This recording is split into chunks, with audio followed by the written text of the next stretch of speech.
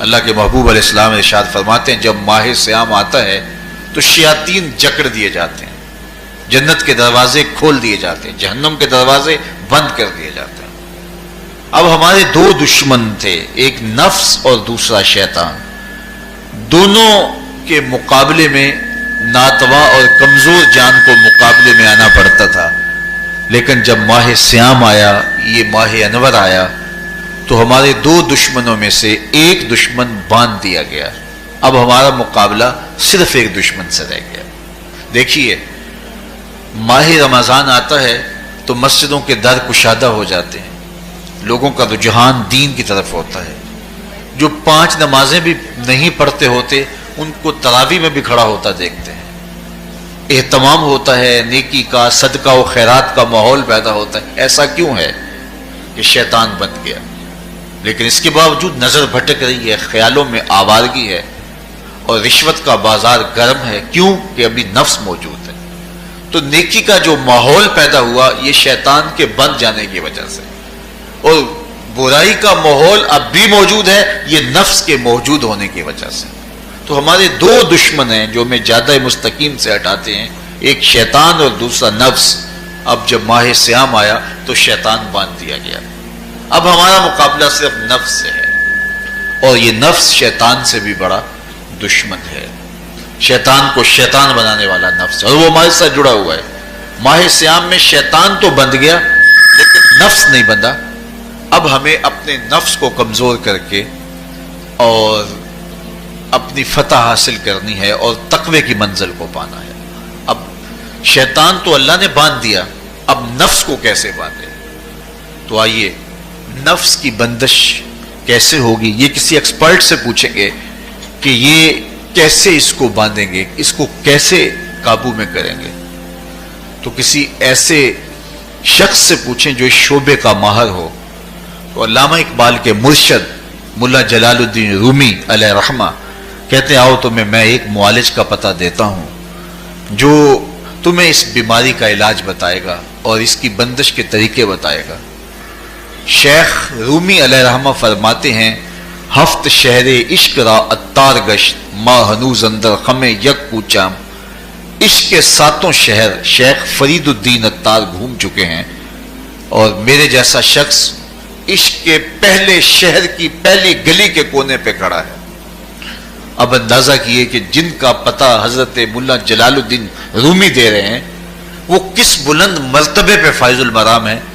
فرمایا کہ وہ عشق کے 7 شہر گھوم چکے ہیں اور میں پہلے شہر کی پہلی گلی کی نکر پہ کھڑا ہوں۔ اب شیخ فرید الدین علیہ رحمہ سے پوچھئے کہ شیطان تو بند گیا، اب نفس کا وبال ہمارے اوپر پڑ رہا ہے اور ہم اس کے باوجود ماہ سیام کے اندر گناہوں میں منہمک ہیں، تو ہمیں بتایا جائے کہ اس نفس کا علاج کیسے کیا جائے۔ ہمیں آپ کا پتہ بتایا گیا ہے۔ تو شیخ فرید الدین اتار بولے، نفس نتواں کشت اللہ باسے چیز بات گوئم یاد گیرش اے عزیز۔ نفس نہیں مرتا، لیکن اگر 3 اسلحے تیرے پاس ہوں تو یہ ٹھہر بھی نہیں سکتا۔ وہ 3 اسلحے کون سے ہیں؟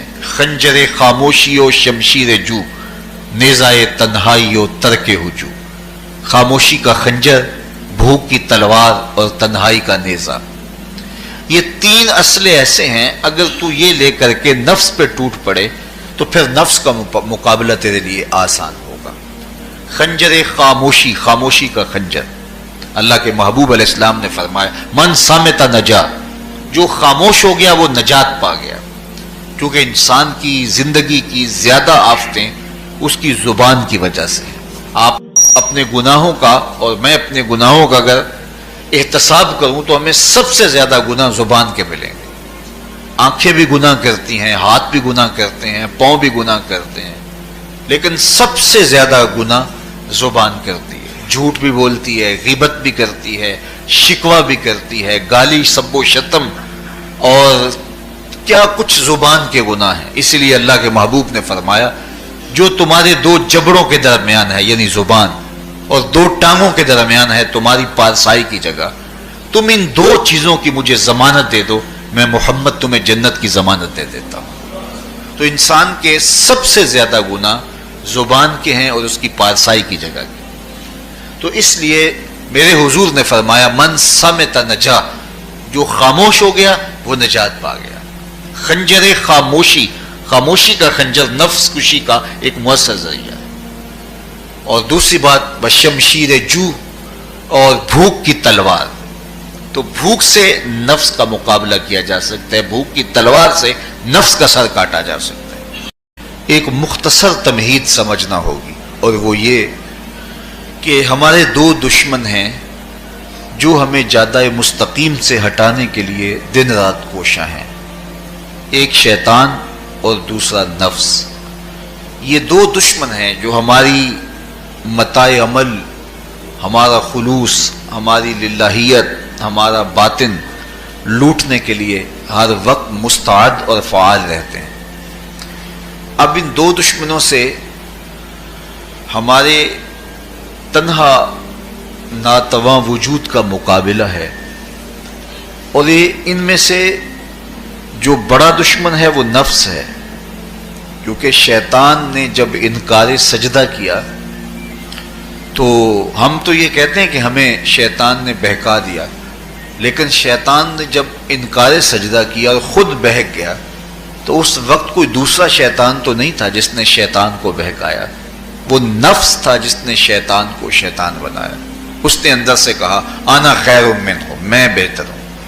تو یہ انانیت جو تھی، انا خیر منہ، اس نے اس کو بہکایا. تو شیطان کو شیطان بنانے والا نفس ہے. تو نفس شیطان سے بھی بڑا دشمن ہے. ایک بزرگ تھے، وہ ساری زندگی اپنی زبان پہ انا کا لفظ نہیں آنے دیتے تھے. اس مفہوم کو بیان کرنا ہوتا تو وہ با الفاظ دیگر بیان کرتے. میں کا لفظ، انا کا لفظ وہ اپنی زبان پہ ساری زندگی انہوں نے جاری ہی نہیں ہونے دیا. کہتے تھے اس لفظ نے شیطان کا بیڑا غرق کر دیا، تو میں یہ لفظ زبان پہ آنے نہیں دوں گا. اچھا، بندے بھی بڑے عجیب ہوتے ہیں. کسی نے کہا لو ان کی زبان پہ یہ لفظ آتا کیوں نہیں، میں جاتا ہوں اور ان کی زبان پہ یہ لفظ آئے ہی آئے. چلے گئے. بزرگ تشریف فرما تھے، نماز کا وقت قریب ہو رہا تھا. حضرت ایک مسئلہ پوچھنے آیا ہوں. کہا پوچھیے. شیطان کو کس چیز نے برباد کیا؟ حضرت آپ تو بولیں گے کہ میں نے، آنا نے. تو کہوں گا جیسے بھی ہوا ان کے زبان پہ لفظ میں تو آ ہی گیا نا. تو وہ بزرگ بھی بڑے سیانے تھے، اس کی نیت کا کھوٹ سمجھ گئے. فرمانے لگے بیٹا نماز کا وقت ہو گیا ہے، نماز پڑھ لیتے ہیں پھر اس پہ بات ہوتی ہے. نماز ہوئی، سلام پھرا تو خود ہی فرمانے لگے کسی نے کہا تھا کہ شیطان کو کس چیز نے برباد کیا، جواب دینا چاہ رہا ہوں. کس نے پوچھا تھا؟ جھٹ کھڑا ہو گیا، میں نے. کہا اسی چیز نے اس کا بیڑا غرق کر دیا. تو جو نفس تھا وہ شیطان کو شیطان بنانے والا ہے. تو ہمارے ساتھ نفس بھی لگا ہوا ہے، ہمارے پیچھے شیطان بھی لگا ہوا ہے. اب سوال یہ ہے، کیا تقوی بھوک اور پیاس سے حاصل ہوتا ہے؟ پیاس کاٹنے سے، بھوک کاٹنے سے کیا تقوی نصیب ہو جاتا ہے؟ صبح سے لے کر شام تک روزہ رکھنے کی تلقین کی گئی. یہاں ناروے میں اور مختلف ممالک کے اندر 20 گھنٹے کا روزہ ہے، اور ہمارے بھی یہاں 16-17 گھنٹے مسلسل شدت کی گرمی میں بھوک اور پیاس کاٹنا ہوتی ہے. اتنا طویل دورانیہ جو بھوک اور پیاس کاٹی ہے، اس کا مقصد رزق بچانا نہیں ہے، بلکہ وَيُزَادُ فِيهِ رِزْقُ الْمُؤْمِنِ. ماہ سیام میں مومن کا رزق بڑھ جاتا ہے. آپ اپنا بجٹ دیکھ لیجئے، باقی مہینوں کی نسبت ماہ سیام میں آپ کے اخراجات زیادہ ہوتے ہیں اور کشادگی ہوتی ہے. تو یہ کوئی خوراک بچاؤ مہم نہیں ہے، بلکہ رزق تو بڑھ جاتا ہے. لیکن اس کے باوجود 20 گھنٹے، 17 18 گھنٹے پیاس اور بھوک کاٹنا، اس کا کوئی مقصد ہے تو وہ مقصد قرآن نے بیان کیا کہ اس کے نتیجے میں تمہیں اتقاء کی دولت ملے گی، تمہیں تقوی کا نور نصیب ہوگا. کہ رسول کریم صلی اللہ علیہ وآلہ وسلم نے ارشاد فرمایا، اگر لوگوں کو پتہ چل جائے کہ رمضان میں کیا ہے تو وہ آرزو کریں کہ پورا سال ہی رمضان رہے. اتنی برکتیں اور اتنی رحمتیں اللہ نے اس مبارک مہینے کے دامن میں ڈال دی ہیں. میں نے جو آپ کے سامنے آیت کریمہ تلاوت کی ہے اس میں بھی اس مفہوم کو بیان فرمایا گیا کہ اے ایمان والو تمہارے اوپر روزے فرض کیے گئے ہیں جس طرح تم سے پہلوں پہ فرض کیے گئے تھے۔ یا ایھا الذین آمنوا کتب علیکم الصیام کما کتب علی الذین من قبلکم۔ کیوں فرض کیے گئے، وجہ کیا ہے؟ لعلکم تتقون، تاکہ تم متقی بن جاؤ، تم پرہیزگار بن جاؤ۔ تو روزے کی فرضیت کا نتیجہ تقوی کا حاصل ہونا ہے، اتقاء کی دولت کا نصیب ہونا ہے۔ تو اس آیت کریمہ میں 3 چیزیں بیان کی گئی۔ سب سے پہلی، اے ایمان والو تمہارے اوپر روزے فرض کیے گئے۔ پھر دوسری بات، جس طرح تمہارے سے پہلوں پہ فرض کیے گئے۔ اور تیسری بات، تاکہ تمہیں تقوی کا نور نصیب ہو، تمہیں اتقاء کی دولت نصیب ہو۔ تو ایک تو روزے کی فرضیت کا حکم دیا گیا، اور دوسرا یہ تسلی دی گئی کہ یہ بھوک اور پیاس کی شدت تمہیں ہی نہیں کاٹنا پڑے گی، تم سے قبل بھی لوگ یہ عبادت کرتے رہے ہیں، اور وہ اس مشکل عبادت سے تقوی کو حاصل کرتے رہے ہیں، اور تمہیں بھی ہم اس راستے سے تقوی نصیب کرنا چاہتے ہیں۔